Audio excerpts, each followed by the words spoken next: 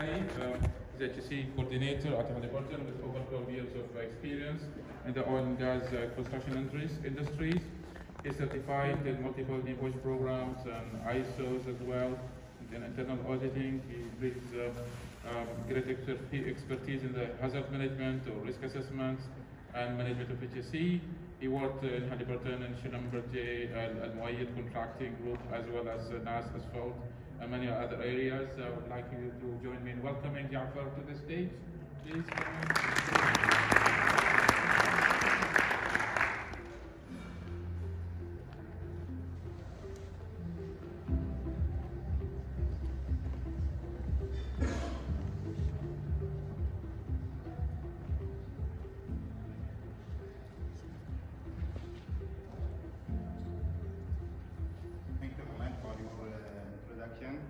Assalamu alaikum and good morning all. Our topic for today's session is contractors and subcontractors safety responsibility. There is a reason behind choosing these topics. I chose these topics because several employees from different organizations, normally local organizations, asking me frequently about who is responsible for the safety of the contractors. If we an organization hire contractors, who is responsible for their safety? Is it organization or the contractors? And what if contractors hire subcontractors? Again, who is responsible for their safety? Is it organization? Is it contractors or subcontractors? So through this session, we'll answer all these questions. And then we'll share best practices on how we at Halliburton manage our contractors and subcontractors safety. At the beginning, we'll start with the definition for best understanding of the contractors and their responsibilities. Contractors, who are contractors? Contractors are entity or agency contracted directly with organization to perform services for or on behalf of the organization. Subcontractors are employees of companies hired and supervised by the prime contractors. And third party or member of public are persons who have no contractual relationship with the organization. So understanding these terms will help us to understand their responsibilities and will help us to categorize the contractors. We'll talk later about the categorization we have for the contractors. We have a short video. Let's watch this short video of this understanding the safety responsibilities, and after this video we'll elaborate more about the safety responsibilities. Safer SA has identified that many businesses do not understand their safety responsibilities when engaging contractors. For example, accepting the lowest quote without considering the safety risks associated to the work may lead to serious injuries and fatalities at your workplace. As a business, you have the primary duty of care and must ensure the health and safety of workers, which includes contractors and any other person such as visitors and the public. When engaging contractors, you must consult with the contractor to ensure that you both have an understanding of the risks, who will be affected, and how the risks will be controlled. For example, the risk associated with working at heights is well known. As a business, engaging a contractor to work at height, you must ensure that the contractor has systems in place to manage the risk of falls. This should form part of the tendering and quoting process. Contracts that make the contractor solely responsible for all health and safety matters arising from the work are invalid. In other words, you cannot contract out your obligations. As a business engaging contractors, you do have the capacity to influence and control safety. So do your part. Let's raise safety standards together and get workers home safely.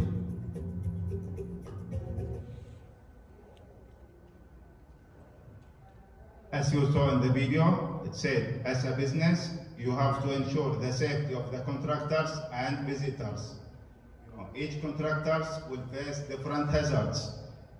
Each contractors will have different approach to the safety management, and the contractors will employ tradespeople whose attitudes towards workplace safety is different. So here are 4 ways that will ensure proper contractors management safety. The responsible organization should do their very best to ensure that the contractors are following the same safety standard. However, this is not an easy process. So how to manage them? First one is the record. Contractor safety begins well before any work starts on the site. Past performance is a great indicator of the future. Contractors should be evaluated based on their safety expertise, as well as their plan to manage the safety of their workers. Relevant documentation should be thoroughly reviewed. Documentation such as safety work method statements, HSE plan, risk assessment, as well as the training records. If the contractors keep their training record up to date and they conducted the non-mandatory training, it's a really good sign that the contractors take the safety seriously. The second way is communication, and this needs to happen in multiple levels. We have to ensure to open lines of communication between the contractors and contractors' employees. Consider toolbox talk. Toolbox talk is a great way to bring attention to the particular risk with the proper control measures. Another way to communication is safety alerts or lesson learned. Any safety alerts or lesson learned you have either within your organization or with other organization with similar activity, share it with your contractors so that they can take more awarenesses about the activities. Third is monitoring. Monitor the contractors. Site safety must be actively monitored. Too many businesses leave their contractors to manage their workers without any proper oversight. Keep an eye out for minor safety issues, which are often signs of bigger problem. And lastly, support the contractors. Give them, guide them, and give them advice and make them accountable. So, to summarize these parts of the slides, that contractors are supposed to manage the safety of their employees and their work sites. The best way to ensure this happens is to help them and make them accountable. So, moving forward for Halliburton best practices, at Halliburton, our responsibility as HSE started from the beginning, from the tendering, from the selection process. We have 3 parties involved in the selection process. First one is the requested department, the department who wants these contractors. Second one is the recruitment. And the third one is an HSE. So each one has his own responsibility. As a requested department, one of his responsibility to provide specific service requirement to the recruitment. He should, a requested department should appoint on-site representative to coordinate with the site management. As long as he should ensure that all contractors' requirements are met before work begins. And they have to assign the designated representative. Designated representative will assist along with the HSE and the recruitment on determining the risk categories we have. We'll talk later about the risk categories we have in Halliburton. Designated representatives should ensure that all contractors are attended an HSE orientation upon their first arrival to the site. He should ensure that contractors submitted a project-specific HSE plan, and he should ensure that contractors acknowledge all applicable Halliburton HSE requirements. Our recruitment, their responsibilities include communicating the 20 rules of contractor responsibility. What is the 20 rules of contractor responsibility? It's a Halliburton overview and introduction to the minimum HSE requirement with Halliburton. He should communicate the HSE contractor and supplier questionnaires. We will talk about it in the coming slide. and he should communicate all the applicable HSE standards to the contractors when the contract is issued. So this is our contractor questionnaire. We requested these documents from contractors at the tendering stage. No tenders will be accepted without filling out these details properly. We requested several details in this form. One of the details is the scope of work. What is the activities of these contractors? How they will manage the safety. We requested details for HSE statistics for minimum previous 4 years. HSE statistics such as HSE incident, all kind of HSE, the near misses, the fatality, the motor vehicle incidents, any spills occur. We review also if the contractors got any violation from any authorities during the last 4 years. So all these things taken in consideration before we approve the contractors. These forms first they will be reviewed by the requested department. If they approve it, it will go to the recruitment.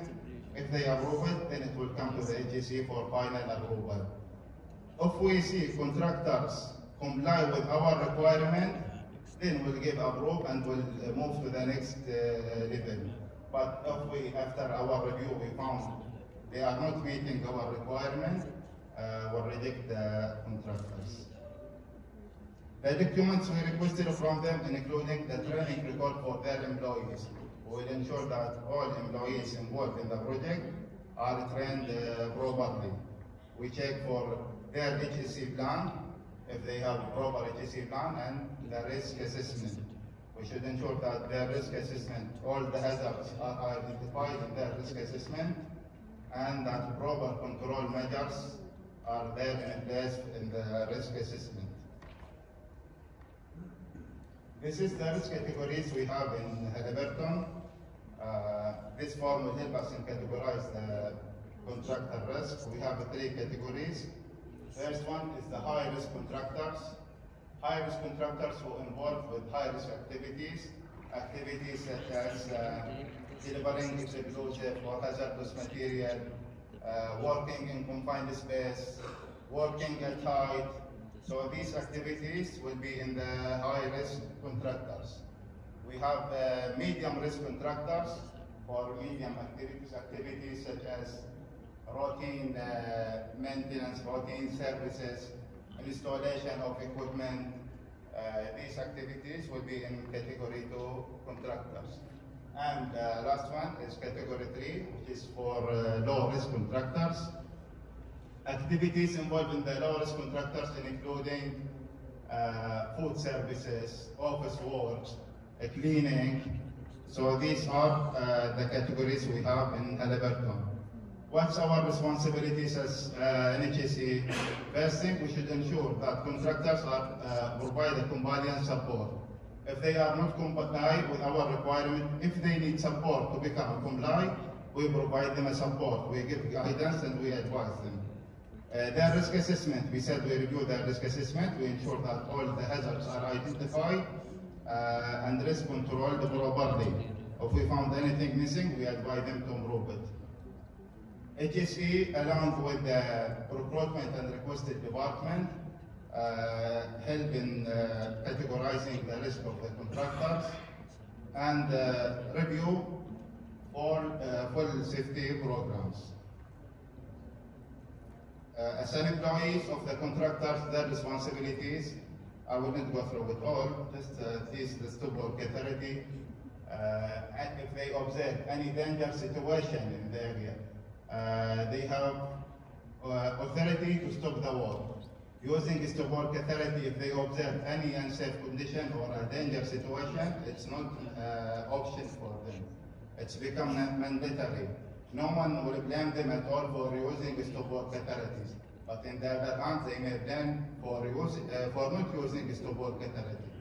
And this stop-work authority, we use it not only for their employees, the other contractors as well, and they should use it also even for the organizer of the plant.